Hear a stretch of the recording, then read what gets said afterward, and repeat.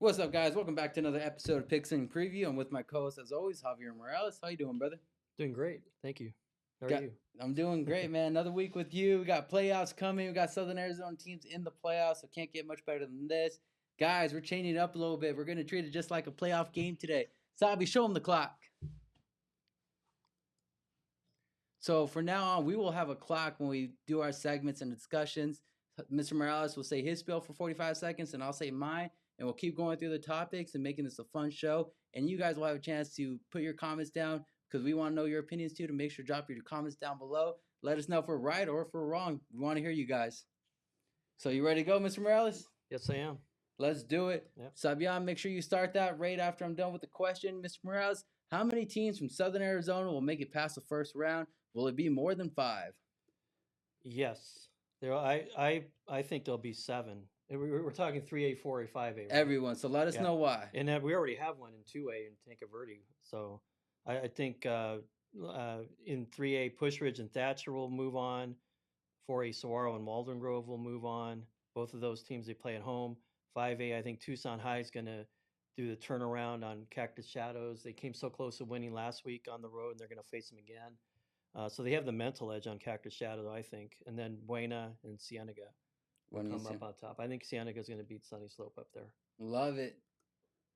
Perfect. Got 7 seconds left, so I'll get to mine right now.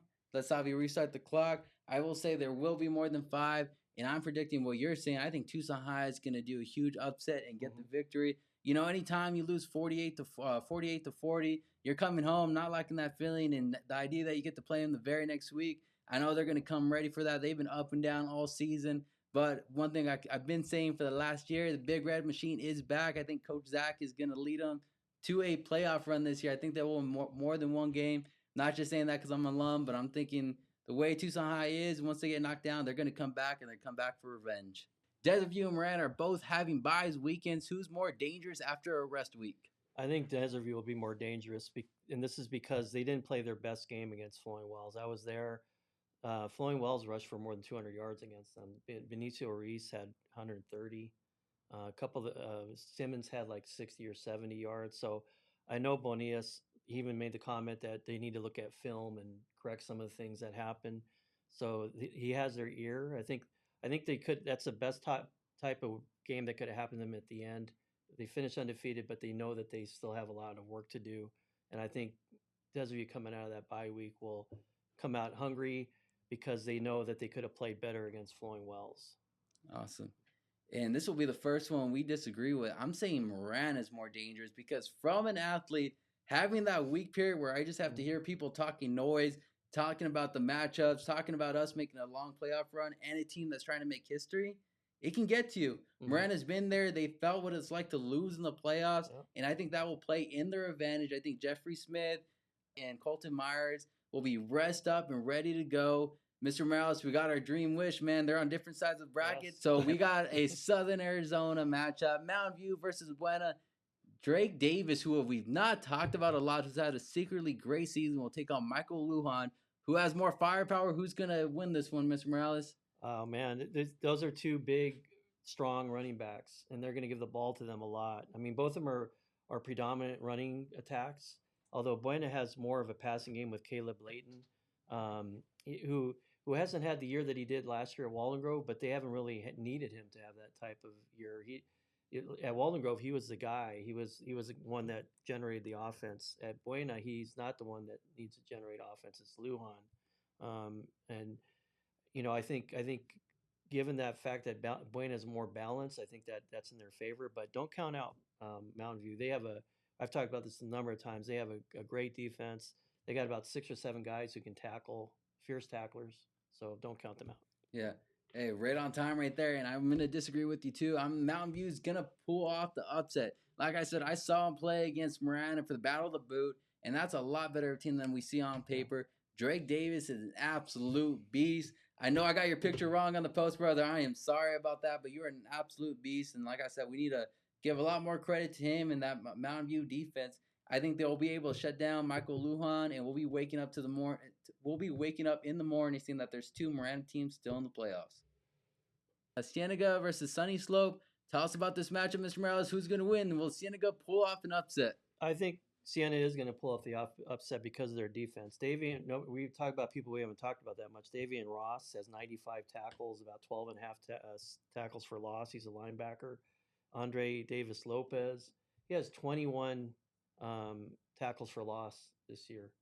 So he's a beast, and he's been proven it year after year. Actually, sorry, 21 sacks, 26 tackles for loss. So I think given defense wins championships, and when they're in the playoffs now, so Justin Hargrave's going to count on his defense to get things done, and then they have Julian Hanley, Rogers, on the offense to balance that out. So I think Cienega's going to pull off the upset. Yeah. One guy you did not mention is Billings, who has 12 touchdowns for receiving. Henley and Rogers, those are your big three right there, and I think they will pull off a massive upset against Sunny Slope. They've really turned around the year. You talked about all year that they're going to be a team that turns it around with their defense and their offense. Henley has 27 touchdowns. He's been one of the best quarterbacks in Southern Arizona, and I'm right there with you. I think they will pull off an upset, and they will make it to the next round of the playoffs, and Justin Hargraves will be celebrating a playoff victory. Now we'll go to a team who's been talked about a lot. They started 6-0. Flowing Wells will play Mountain Point. Who do you have in this, Mr. Morales? Tell us who we got to watch, and are they able to pull off this upset? I really like Flowing Wells. I like Jaden Simmons. I think he's going to go on to the next level and be really good wherever he plays in college. Benicio Ruiz he's amazing. I really like the way he was able to really take it to Desert U's defense last week. But I think Mountain Point playing at home, and they've had a killer schedule. So they've been battle tested. I mean, they played Desert Edge, AZ College Prep, Desert Mountain, and ALA Gilbert North. They lost all those games, but with all those losses, they can take a lot from them by playing that. All those teams are in the top 10. So Flowing Wells coming in, they've already lived in these big time moments. I think they can handle Flowing Wells. Yeah, shoot. I agree with you, but I'm going to throw this in. Like, it will be an upset they win, but I'm going to ask you this. I'm going to give you some of my time. Do you think Flowing Wells needs this victory to become a legitimate program for all the naysayers to finally stop and say it wasn't just their schedule? No, not necessarily, because Brian Hook, look what he's done. He's done better every year he's been there. I think his system is now in place. He's gotten the community more involved, and I think the kind of year they had is will leave a great taste in their mouth no matter what happens Friday, because they know that they can do well and they can build on this. So I don't think if losing won't take away anything from them. I think being in the playoffs means a lot. Yeah, and you know what? I'm going to throw in a crazy take too. I'm going to say they do it because they're playing with the chip on their shoulder, especially against that Desert View game. I think they can pull it off. Well, they played well against Desert View. They ran against them. Yeah. So if they can do that again, yeah. It would be a good thing to watch. All right, now to the Tucson High Badgers. Like we said, they will be playing a rematch from last week, Cactus Shadow. Do they have enough for a long playoff run? And is this the year they win more than one game in the playoffs? I think so. I think, like we talked about, it's hard for a team to beat another team twice. No matter what, you hear that all the time in basketball. Yeah. Man, Sabi in the back said that too. Football, baseball, even, yeah, right. So I think the fact that Tucson High went up there and it was 48-40, and they were into the end, I think that's going to give them the confidence that they probably like a little bit of confidence that they can do it, because they almost came close to beating them. If they would have got blown out last week, it might be the mental edge might not be there, but I think the fact they were that close, I think they're going to want to prove that they can beat that team. And on the flip side, Cactus Shadows has to guard against being, coming off a win and being 2 up. Yeah. Yep. Right on time, like you've been all the shows so far. Hey, I'm gonna go in. Tucson High was a team that we were looking at, thinking they're gonna make a long playoff from the beginning. They've been hit a couple times, but guess what? They are still there. They are still fighting. Derek Mesa has had an incredible season. Noah Chanis is doing his thing, and their defense and offensive combo finally working together. I really think they're going to pull off this major upset, and we'll be waking up to the Tucson High Red Machine is back for another playoff run. A lot of seniors he talked about there. Dro, Chanes. Tayshawn, too, who has 11.5 sacks this year as well. Yes. On the D-line. A lot of seniors. Yep. All right, next one we're going to go Micah Mountain. They get another first-round bye. Are they the most dangerous team in 4A in Southern Arizona, or in Arizona? I saw them last week against Saguaro, and they dominated. They won 21-0. Wasn't a blowout, but it was thorough domination. I think it was that close because Saguaro's defense isn't bad, but they Saguaro couldn't do anything. They have a potent running game. They have one of the more potent running games in Southern Arizona, and they only have 40 yards rushing total against Micah Yeah. Mountain's defense. That's to me that's crazy, and that means that Micah Mountains is primed for another run to a championship. Because if you have play defense like that, you can win any game. Yeah. Their losses aren't by much, and I really think they can turn people's heads and do it again. One of the questions I asked this week was who had a better chance to repeat as state championship, Micah. And I really think Micah Mountain's setting up for a crazy playoff run. They lost those 2 games. They lost against Sunnyside, but guess what? Just like I said about Tucson, they're still here, dominating. Their defense looked amazing, and I'm excited to see what they do in the playoffs. Let's go with Saguaro's. Their defense has been stringy. Can they travel to win a dogfight? I'm going to sound like a broken record. So if a team has a good defense, they always have a chance. And Saguaro played Micah Mountain really well defensively. Made him punt the ball a lot. Made him have turnover on downs for Micah Mountain's offense.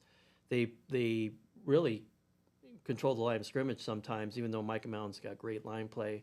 So I think that they do have a shot to, especially with it being at home. Javion Gilbert Rojas he's a all region. He'll be an all region player, first team safety for Saguaro. Then Amari Finan, the linebacker, I was really impressed with. So I think again, because of their defense and the way they play, mostly they're consistent. They're gonna win. I agree with everything you said. The main thing I think is going to be a key for them is they got to score first. They got to get that out of their head, just like in a baseball game. Like, if you go 0 for 5 in one game, you're just hoping you get a hit that first at bat, so it's not in your head carrying on. That way they don't think it's another quarter of our offense not working. I think as long as they get their offensive going, we'll be setting up to see Walden Grove, Micah Mountain, and Saguaro in the playoffs for the next round. Mr. Morales, what are the things that they have to do to get their playoff or their offensive going? Saguaro, they have to complete more passes and not allow defense to key on their running game. So they need to mix it up a little bit. They didn't really mix it up at all against Micah Mountain. I know their quarterback didn't have the type of game that they wanted. He's better than what he showed, and I think they're going to work on that. Work on some screens, maybe some short routes, just to get him to get some, feel good about some short range passes, high percentage type passes to get the offense going, because it really couldn't do anything against Micah Mountain. And Micah Mountain's defense is so good, so it's hard to compare to others. But I could tell you one thing: they're happy they don't have to see Micah Mountain's defense at least this week. Yeah. Speaking about a defense that was going crazy in the first quarter of last week's game against Amphi, Walden Grove scored 48 points in the first quarter. They were going 8-minute quarters for the rest of the way through. Talk about this program. They're trending up. Can they make a deep run in the playoffs? I think so. I think it's interesting. They're playing Northwest Christian, and if you notice the games the last 3 years, they've played Northwest Christian twice in 23 and in 24, and then they're playing them again this year. So they lost the first 3 games against Northwest Christian, including 2 playoff games. I'm sorry, check that. They lost 4 games, including 2 playoff games Northwest Christian. And then they finally won one last year against them. So they've had this. This is the 3rd year in a row they're going to play in the first round. Oh shoot! And they've split the first 2, and all the games have been Northwest Christian. This is at Walden Grove this time. So I think given that fact and the way that they play overall, I think they're going to win it. Yeah, I mean, if they play like they did in the first quarter against Amphi, there's no doubt they can do it. Mm-hmm. It's really going to determine what kind of team shows up. Can they finish? Like, we looked at Tucson High, and they were winning most of that game. They were dominant for 3 quarters, but they fell apart at the end. If they can stay dominant for all 4 quarters and send a message that they're here to go and they're here to be one of the top dogs in 4A, I think it'd be a great time for Walden Grove, especially being at home. We're going to talk about a team we haven't talked about a lot, Sabino. They draw Valley Christian. Are they built for a playoff run? Not this year. I think they're gonna with Bodie Sanford back for 2 more years. I think they're building up for it. They took some hits this year. That they lost 5 games, so it was a learning season for them. I think getting the playoffs is a huge accomplishment for them, because they're not used to having a 5-5 season, yet they still made the playoffs. And credit to Coach McBrayer and their coaching staff, because not only did he schedule strong, he was able to keep them, you know, motivated. Not giving up on themselves because it was not a typical Sabino year Yeah. when losing 5 games. I don't think they're going to be an easy out against Valley Christian. I think Sabino's going to play them tough, but it's going to be tough playing up there against a good team. Yeah, anytime you make that, you talked about it, anytime you make that drive, it's not the funnest Yeah. thing to do. You know, like we've said this about other teams before. I still think, like you said, they're probably still a year away from getting back to normal. It's never easy when you go 5-5. Sabino's been historically good. I know one of my old homies, Michael Messinas, used to play there, and he talked really highly Yeah. of the program. Like I said, I think they're a year away, but at the end of the day, you never know what could happen. It's football. It's kind of like boxing. You can have a heavyweight hit and still get it done, but I think Valley Christian will be too much, especially playing at home. Right. The crowd will be hectic. You know, Phoenix does it great with bringing their communities together. So I think that will be a tough bet for Sabino. But like I said, you never know. Well, and that experience will help them out for next year. Yeah, especially playing in that number 2 team on the road. Yeah. So we look at all the playoff teams going on right now. Who has the toughest road to the state championships? The toughest road out of all of them. Out of all of them. The interesting thing about 5A is there's 7 teams from Southern Arizona in there, but almost all of them have to play, except for Desert View and Marana. They all have to play on the road. So, and there's some tough ones. So I think, like we talked about earlier, I think Flowing Wells has a tough row against Mountain Point, in my opinion, anyway. And then I think that I think Mountain View playing at Buena is a tough challenge down there. The way Buena plays at home, I think it's going to be tough for Mountain View. But like I said, Matt Johnson, don't count Mountain View out because of the way their running game is strong. So, yeah, I think Flowing Wells probably has the toughest road. Yeah. You know, I'm going to do a hot take again. I'm going to say Marana Tigers, and I'll tell you why. Because they will have to face the defending champions, Desert Edge, in the semifinals if that matchup happens. Anytime you have to do a big game right before another one, Right. You win it, it's hard to come back to after one because you'll feel like, hey, we just got this big victory. You got to do it all over again. So I really think Marana will have the toughest matchup because in all reality, I think that's one team we can guarantee that will make it that far. And we look at the semifinals matchup Desert View will have and compare to Marana. Anytime you face the defending state champions who are ranked number 1, that's going to be a tough thing to beat. Yeah, and they have to play them on the road too. Both and ALA Gilbert North would host Desert View, and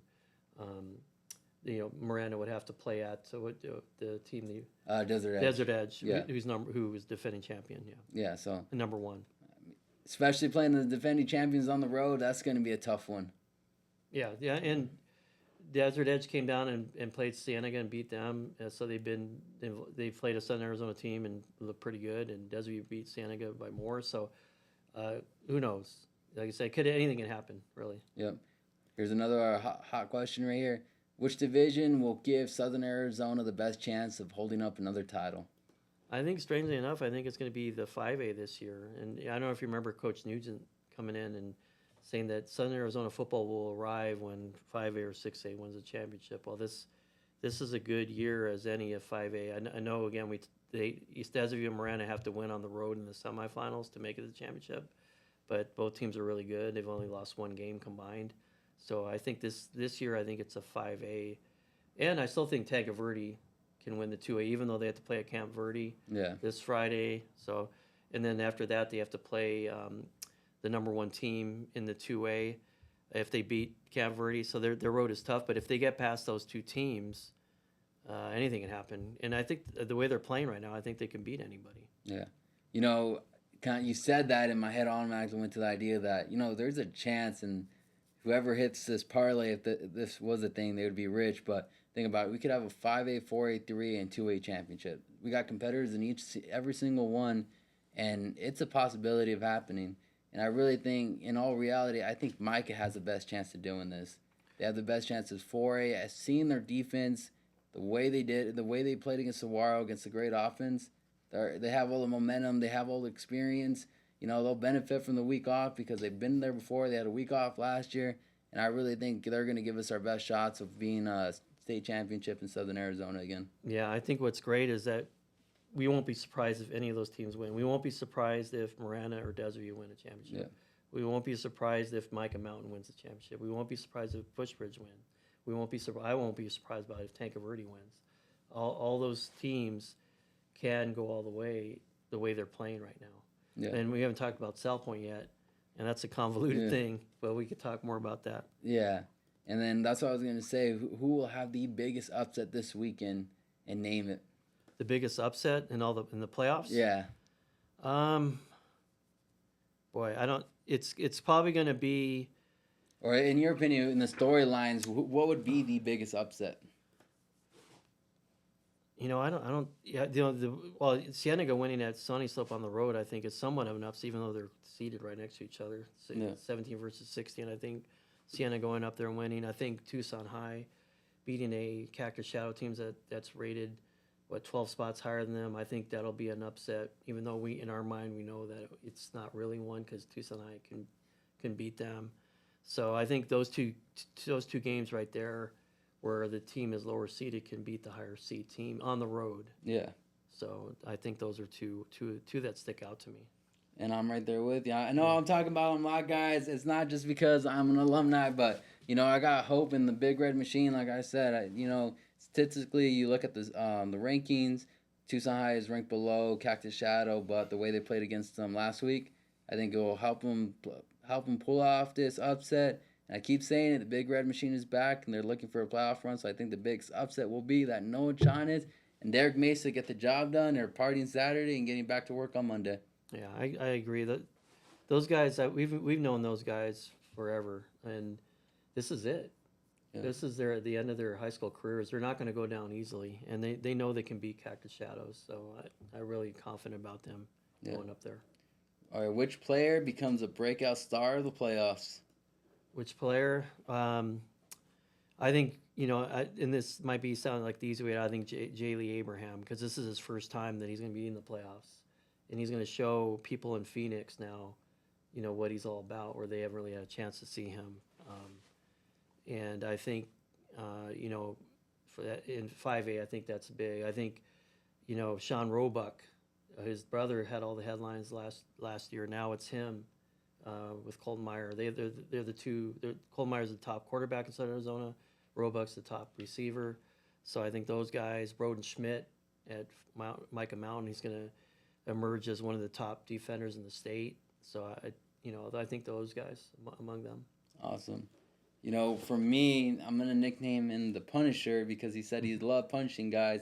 I think Jeffrey Smith III will have a breakout playoff year. And you know what? We've talked about all these amazing running backs: Drake Davis, Michael Lujan, Jaylee Abraham, but one that's gonna have a breakout playoffs will be Jeffrey the Punisher Smith. I think he's gonna love being in the spotlight, love the lights being on him, and I think he's gonna come in clutch in every situation possible and help Marana make their way through the playoffs. Yeah, he's a linebacker too. He's their leading tackler, so he's physical, and his body can handle it, even though he's a sophomore. Yep. Yeah. One thing that we saw this week, that South Point fell out of the open rankings. Tell us a little bit what South Point needs to do to get back on track before their playoff run starts next week. So there's so many different scenarios with South Point because they're although they dropped out of the open division, they're in 14th, which is 2 spots out of the open division, and they're playing Pinnacle, which is number 8 on the road. So a lot can happen where they can go back in the open division because they're playing Pinnacle. They can move up to 2 and be 12, and then have to play in the open division. But the loser in the first round of the open division goes to the 6A playoffs, so they can still play in the open division and revert to the 6A. So I think either way, I think they're going to play in the 6A, either not in the open division or after they go to the open division and come up short in that first round, and then they're back in the 6A. So and then they'll be one of the better, because the top 4 teams will stay in the open division. Yep. So they might have more of a shot to win the 6A. Yeah, Mr. Morales, this is a quick one. Like I said, it worked, but give us your picks to click for playoffs. Who will be the highlight player of the week after Friday night? Boy, I got last week's right. Broden Schmidt. Okay, so he had a fumble recovery and he had like 10 tackles or something like that. But this week, I think I'm going to take, let's see, I'll take Cooper Cross for Buena. Cooper Cross. I think he's wants to show that he's worthy of being getting the recognition. He's the top tackler in the state. He's broken Buena's season record, 157 tackles. He's going after the career record. I think he's going to have a monster game. Awesome. And then I'll go on the other side and pick Drake Davis. I think he's going to have an outstanding game. People will start remembering that Drake Davis was one of the best players in Southern Arizona. I'm thoroughly impressed by him. I think he's breaks a lot of tackles, kind of like Jaylee Abraham, and he's one of the top guys in the weight room according to Matt Johnson, and you can see that the way he runs. Yeah. Yeah, he's going to be something special. Guys. Can you imagine when these guys are seniors, how impressive they're impressive now. They're going to be that much more dominant as seniors. Yeah, this sophomore class has been incredible. This junior class has been incredible. The future is bright in Southern Arizona. Ms. Morales, any final thoughts? There was 3 overrides or bonds that went up for each Flowing Wells, Tucson High, and Sunnyside, and all 3 of them passed. So that's great because I think indirectly it affects athletics. Yeah, I know Sunnyside is going to improve their facility because of this. They're going to have a Hall of Fame hall. They're going to improve their gym area, and that you're an athlete. You rather go into a situation like that than go into a dilapidated, old situation. I think that's going to help out each one of those districts, and it trickles to the athletics. I think that's great news. Hey, great job for voting to make sure that all passed. Community is going to start looking better. Playoffs are here. Teams are going to start looking better next year, too. Hopefully we get more people with turf and better uniforms, and hopefully just the weight room, too. Right. Yep. Mr. Morales, thank you again. It's been another great show. Make sure you comment on every single segment. We want to hear what you guys think. We will be at Buena versus Mountain View. We want to hear your opinions about everything playoffs. If there's a top play, something amazing happened, make sure you tag us, All Sports Tucson or Just Sports Network. As always, we'll be here on Thursdays during the playoffs, Thursday at 4:45. Catch you guys on the next one. Peace.